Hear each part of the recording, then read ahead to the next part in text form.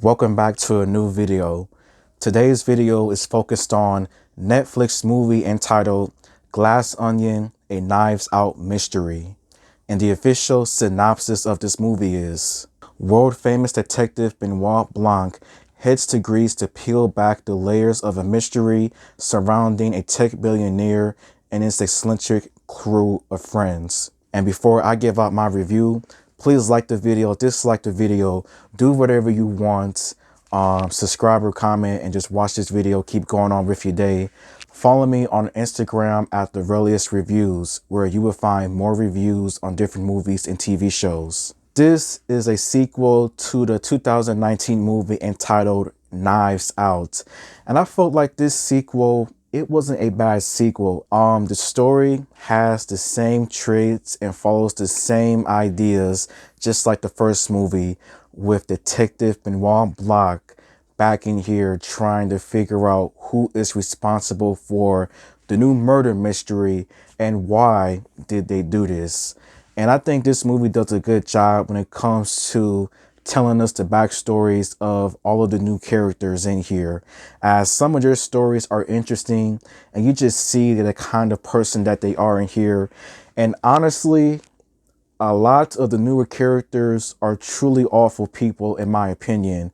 Like, they were pretty unlikable when it comes with this movie because of just certain things that they have done to other characters, such as screwing someone out of their business, blacklisting somebody, just screwing people over, betraying them in the worst possible ways, manipulating them, gaslighting them, just all kinds of different emotions, and just how this billionaire nut job just had people at the rule of his thumb. Like, he could just tell them to do something and they'll just do it. Like, that's what I thought of the newer characters, of how they acted and what they did in here. But this movie definitely does have a murder mystery in here, of course. And I felt like the murder mystery, it definitely has a few interesting bits and pieces in here because of some shocking revelations, shocking moments, and just how everything just ties up with all of the characters. But the story, though, it wasn't bad. The performances in this movie, to me, they were all truly special. Nobody in here gave out a bad performance, in my opinion. Daniel Craig as Detective Blanc continues to do a good job when it comes to figuring things out, just trying to figure out what's happened, help people get justice and stuff like that. Edward Norton as the nut job billionaire, he was good as well too. And he is a horrible person with all that he has done. I'll just say that. Janelle Monáe, she absolutely surprised me. Her performance in here was truly special, as what her character has gone through is pretty sad, in my opinion. I'm not going to say what exactly, but she has a lot of reasons for certain characters to get canceled from life. That's all. Everyone else in here, they were pretty good. The cinematography, for the most part, it was good. Nothing special. I really did enjoy the production of this movie. Like the house, the production sets. Like, the house in here is truly amazing, in my opinion, with the glass onion, with a lot of things just being like glass material, just having all kinds of just importance to the story.